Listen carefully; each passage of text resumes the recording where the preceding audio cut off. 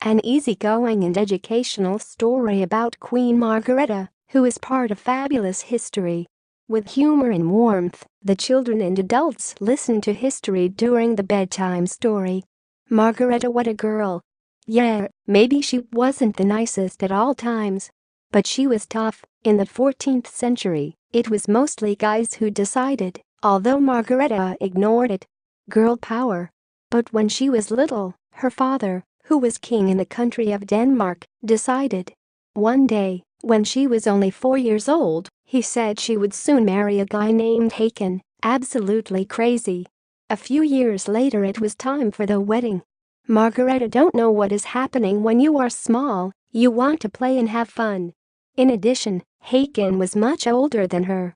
Hakan was king in Norway, so Margareta had to move quite a long way. An aunt named Marta, who was Hakan's mother, became her extra mother, and it was tough. She was very strict.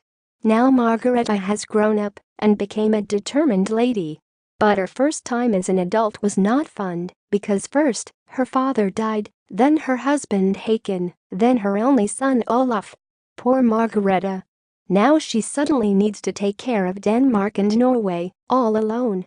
One day a gang came from Sweden and told to Margareta about their king, called Albert, was a real dummy. They asked Margareta if she could help get rid of him. That she wanted gladly. She went to the village Aselwich in Sweden with a lot of people and met Albert and his guys. Albert is a cocky type and immediately started teasing Margareta because she was a girl. But he would have to regret it. Margareta won Albert in war and she suddenly became queen for Sweden also. How could she control over 3 countries at the same time? Oh, that was well not matched for one cool girl like Margareta. She decided only to become best friends with that land people and help in difficult conditions. Eric was Margareta's sister grandson. Margareta had no children, so she took the little Eric and brought to the king quickly. So one day all happy people gathered from the 3 countries and decided that they would be friends. That was a great party. They kept the name for that friendship, that is Kalmar Union. They also wanted to crown Eric to become a king. Did it go wrong for poor Albert? Yes, he got his punishment and was ashamed, but after a few years, Margareta released him. He has never teased with her again. Anyway, peace and joy now? Well, not really. Margareta continued to be tough throughout her life. Well, that is a completely different story. Now we came to the end of this story.